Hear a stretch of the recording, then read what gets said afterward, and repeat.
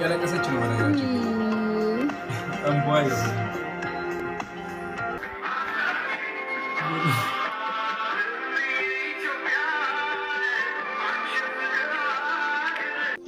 መሪማም በጣም ነው የወደድኩት። መሪማ እንትኑ ካልገባችሁ ኮንቴክስቱ ካልገባችሁ እሺ እንትን አይደለም ደግሞ ኮንቴክስቱ ማለት ነው። እኔ የመን የተወለድኩት እናቴም የመን ነው የኖረችው እና አውቀዋለሁ። ታሪኩ እንደዚህ ነው።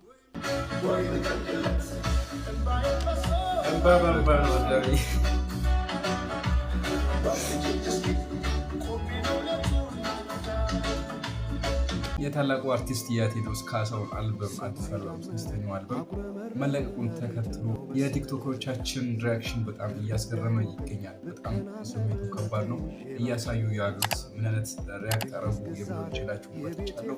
እስከ መጨረሻው ድረስ አብራችሁ ቆዩ። እናንተስ ከ18 ትራኮች የትኛው ትራክ የልባችሁን ስሜታችሁን ነካችሁ? እንደሞ ስሜታችሁን ገለጸላችሁ? እስኪ ኮሜንት ላይ አስቀምጡልኝ። ወደ ቲክቶከሮቹ እንሄዳለን። እስከ መጨረሻው ብላችሁ ቢቲናስ እያለቀሰች ነው በነገራችን እንቧይ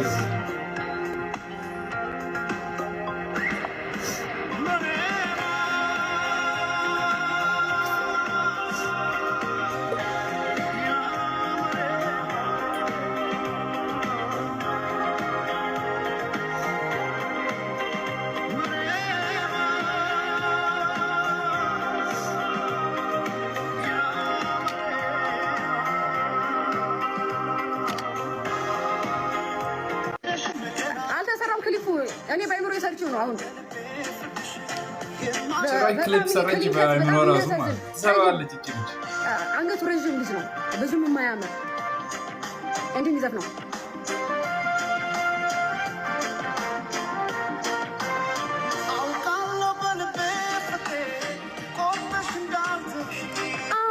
አው ይላል።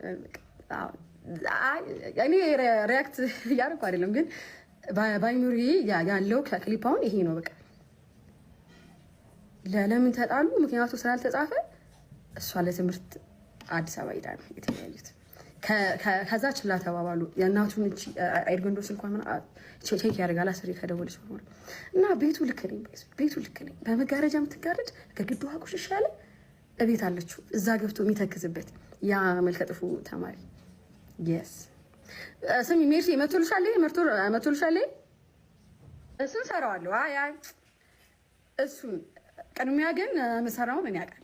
ለሰራው ነው ክሊፑ በራሷ ማለት ነው እንጂ ቅድሚያ መሰራው ዘፈን እንዴት ደፈረች ምናምን። እቺማ ትታሰራለች። አሁን ነው የምታስብሉ ላልታሰር ይችላል ግን ፕሮሰሪው የተማሪው ሻውን ወሪው እናቁምና የአፍቃሪው የተማሪ ስም ማን ይሁን ስሙ? የማሩት አይደለም አይ ገጠር ትንሽ ከተማ ስም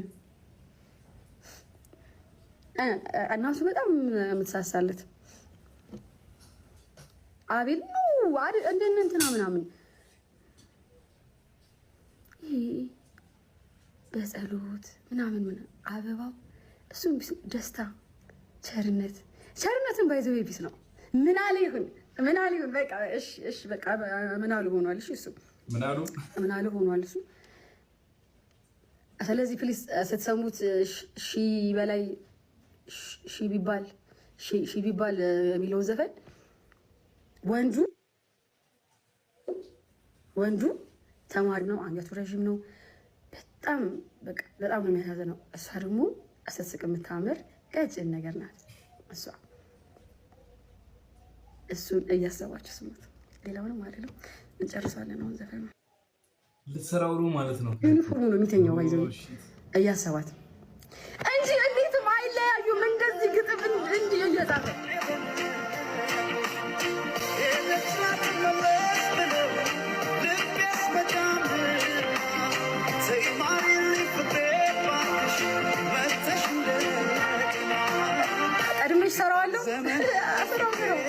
ቀድሜ ይሰራዋል እንጂ ሁሉም ፈቃ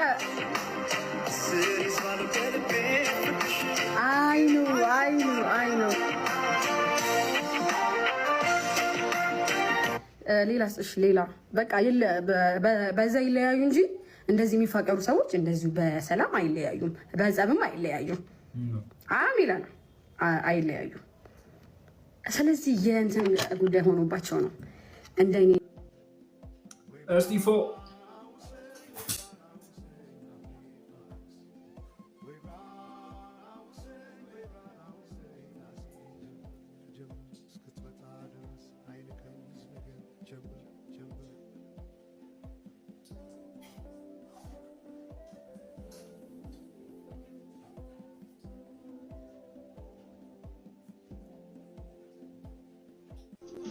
መሪማም በጣም ነው የወደድኩት። መሪማ እንትኑ ካልገባችሁ ኮንቴክስቱ ካልገባችሁ እሺ እንትን አይደለም። አስረጅ ደግሞ ኮንቴክስቱ ማለት ነው። እኔ የመን የተወለድኩት እናቴም የመን ነው የኖረችው እና አውቀዋለሁ። ታሪኩ እንደዚህ ነው። እንትን በድሮ ጊዜ ማለት ነው የመን ውስጥ የሆነ የሚገዛ እንትን ጥቁር ንጉስ ነበረ እና ካድሞች አሉ ከበሱ ዘር የመጡና ጥቁር የመኒዎች ናቸው። ሀበሻ ነው የሚመስሉት፣ ግን ሀበሾችም አይደሉም የመኒዎችም አይደሉም። እንደ ባሪያ ናቸው እዛ እና መንገድ በመጥረግ ነው በቃ ማለት እንደ ባሪያ ስለሚታዩ መንገድ ነው የሚጠርጉት እና ለነሱ ነው ዘፈን የተዘፈነው። ሀበሻም አይደሉም የመኒዎችም አይደሉም። በቃ የበታች ተደርገው ነው የሚኖሩት ማለት ነው።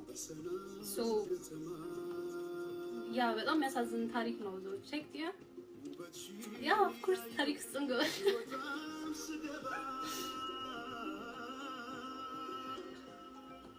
ያ ቀኔ አይገባኝም ነበር ግን ገባኝ።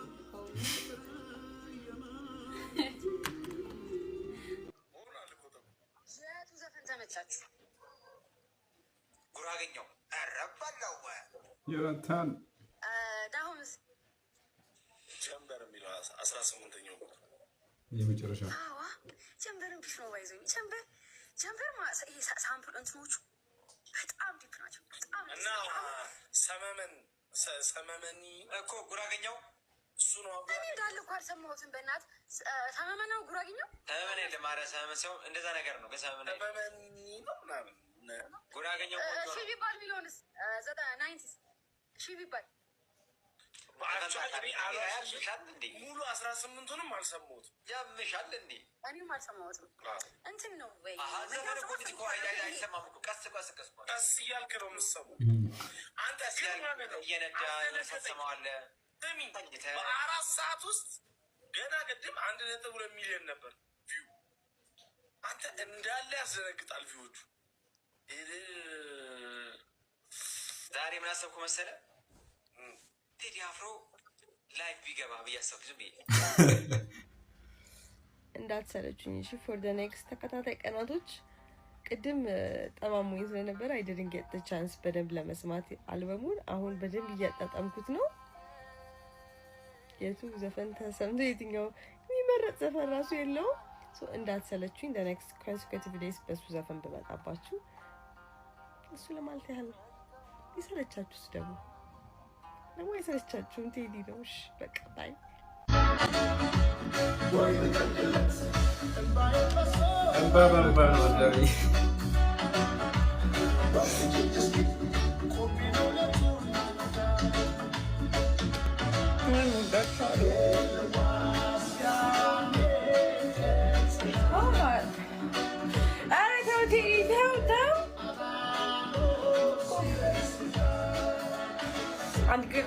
በዚህ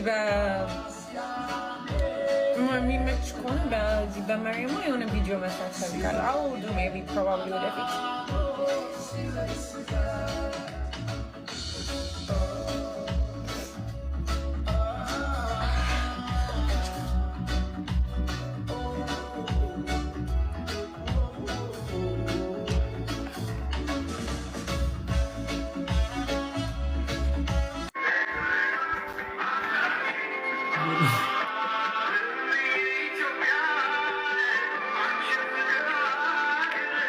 ታለቅስ ነው።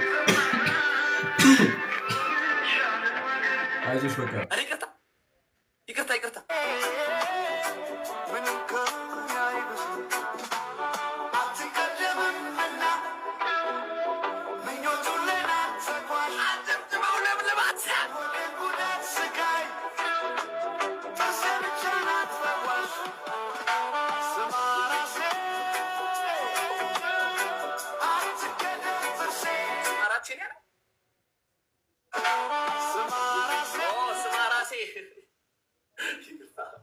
በሆነ ነገር ብቻ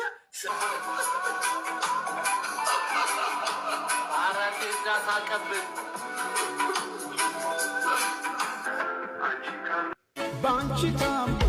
ባንቺ ታሞ ሳይበቃው ብለሻላሉ ትቼዋል ጆሮ ምናለ ማይሰማ ምስኪኑ ልቤ ባንቺ ታሞ ሳይበቃው ብለሻላሉ ትቼዋል ጆሮ ምናለ ማይሰማ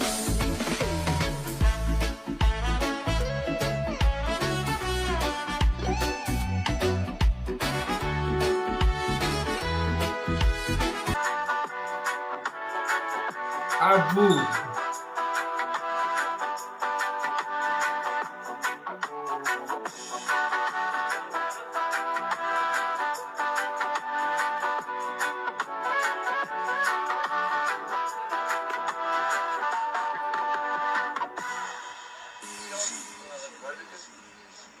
ሁለተኛው በዘፈናችን ትራካችን ያው አይ ቲንክ ትራክ 17 ነው መሰለኝ።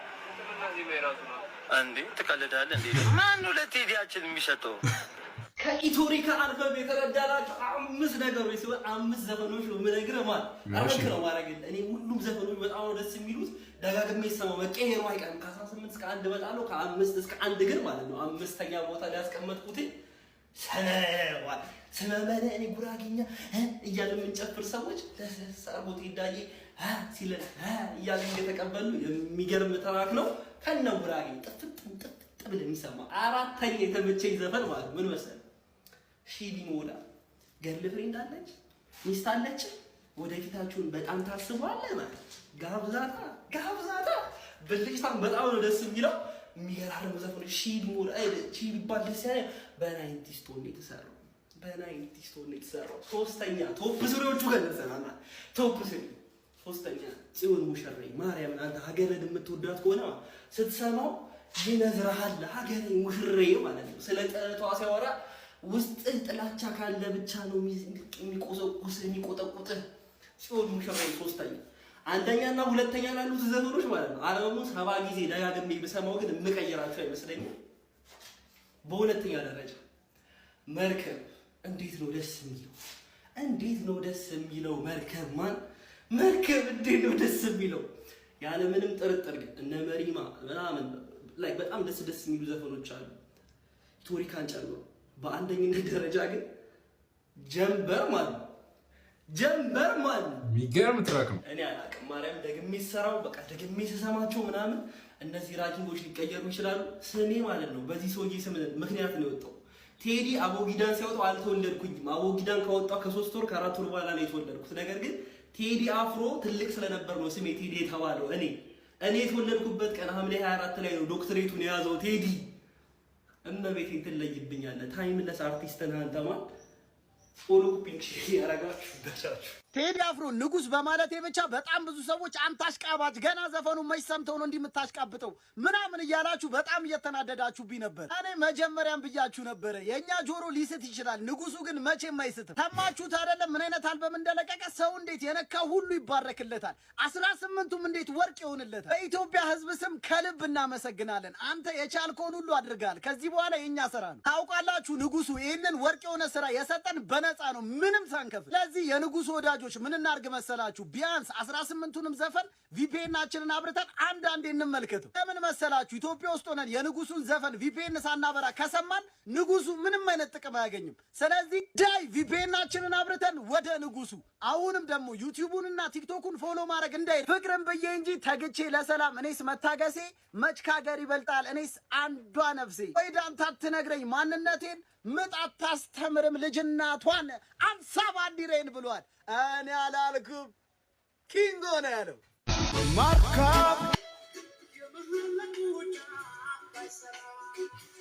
አልበሙ መውጣት ሁሉስ ወጣ ትርጉሙ ከየት ይምጣ ብሏል።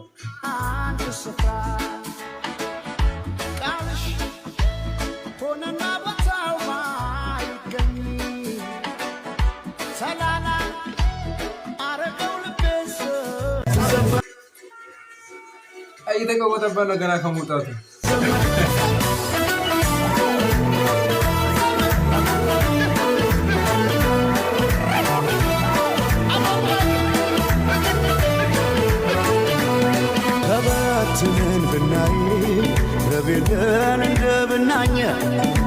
ተዘርግተን ምናይ አንድነን ማንለያየ ዘመመን ማንም አይለየን ባለመና ኢትዮጵያ ትዘመን ዘመመን ማንም አይለየን ባለመና ኢትዮጵያ ትዘመን ዘመመን ማንም አይለየን ባለመና ኢትዮጵያ ትዘመን ትዘመን ኢትዮጵያ ትዘመን ባለመና ኢትዮጵያ ትዘመን ትዘመን ኢትዮጵያ ትዘመን ባለመና ኢትዮጵያ ትዘመን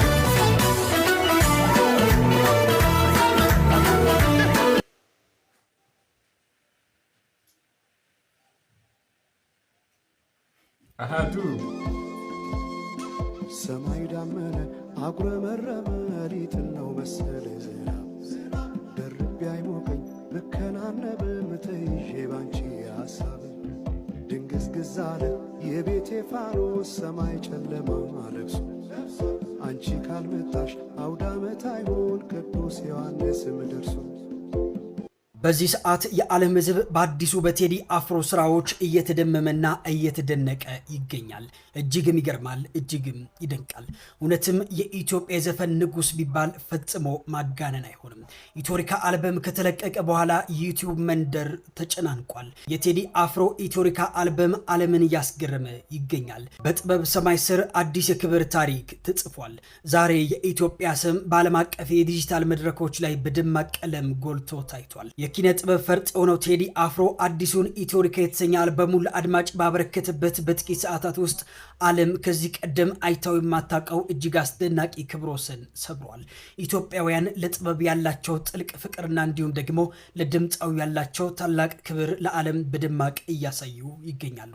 እናንተስ የቴዲ አፍሮ አዲሱ አልበም እንዴት አያችሁት? የትኛውስ ዘፈን ተመቻችሁ? ሀሳባችሁን ግለጹልኝ። በዚሁ አጋጣሚ እኔን ፎሎ ያደረጋችሁ ካላችሁ ፎሎ በማድረግ ቤተሰብ ሁኑ። We're on our side, we're on our side. We're on our side, we're on our side. We're on our side, we're on our side. We're on our side, we're on our side.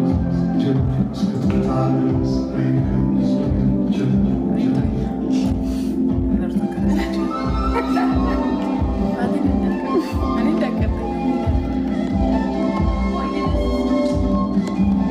ዋው እንትን ደስ ይላል።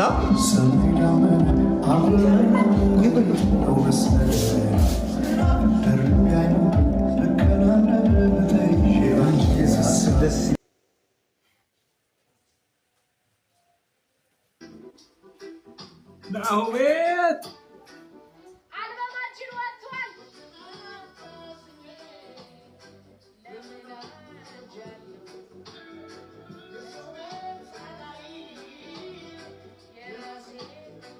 ከመጀመሪያው ምንዳ ነው።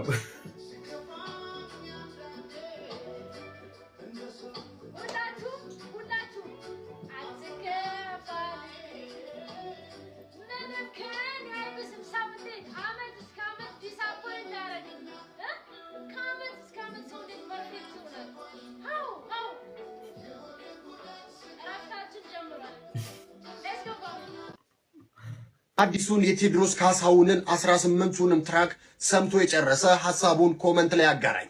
የትኛው ትራክ የበለጠ ማረካችሁ? እኔ ሁለት ትራክ የበለጠ ያስገረመኝን ልንገራችሁ። መሬማ የሚለው ትራክ እና ያዞምባ የሚለው ትራክ እጅጉን በጣም አስገርሞኛል። በተለይም መሬማ ስደት ላይ ያሉ የወገኖቻችንን ሕይወት የሚዳስስ ነው እኔ በተረዳሁት ልክ። ታዲያ እንዴት አገኛችሁት አልበሙን? ሐሳባችሁን ኮመንት ላይ አጋሩ። ቴዲ አፍሮና ሜሲ የሚያመሳስላቸው ብዙ ነገር አለ። የመጀመሪያው ማለት ነው ሁለቱም ጎት ናቸው። ግሬተስት ኦፍ ኦል ታይም ናቸው ሁለቱም ማለት ነው። ግን ራሳቸውን እንደ ጎት አያስቡት። ስራቸውን ይሰራሉ፣ ህዝቡ ይፈረድ ነው የሚሉት። ገብቷል አይደለ? 10 ፖድካስት ላይ እየቀረቡ እኔ ነኝ የተሻልኩት አይሉም። እዚህ ጋር ስራውን ይሰራል፣ ላሽ ይላል፣ ይደበቃል፣ እኛ እንፈርዳለን ማለት ነው። ይሄ ነገራቸው ያመሳስላቸው። ሁለቱም ጎት ናቸው፣ ግን ደግሞ ራሳቸውን እንደ ጎት አዩም፣ ወይም ደግሞ ራሳቸውን ጎት ብለው ሲጠሩ ሰምተህ አታውቅም ማለት ነው። ሁለተኛው ደግሞ ምንድነው አጫወታቸው ወይም አዘፋፈናቸው ልትለው ትችላለህ። ብዙ ዘፋኝ አለ ወይም ብዙ ኳስ ተጫዋች ማለት ነው። ስታየው ዋው የሚያስብል ጌም ምናምን የሚያስብል አለ። ዘፋኝ ኳስ ተጫዋችም አለ። የሁለቱም ይለያያል። ሁለቱም የሚያመሳስላቸው ምንድነው ሃው ነው የምትለው። ገብቶሃል? ሜሲ የሆነ ነገር ሲያደርግ ሃው እንዴት አየው፣ እንዴት ልታጥፎ ቻልክ፣ እዚህ እንዴት አልወደድክ ምናምን የምትለው እዚህ ጋር ቴዲ ሲዘፈን ደግሞ እንዴት ይሄን ግጥም ኪታማ እንዴት ትጥሎሻል?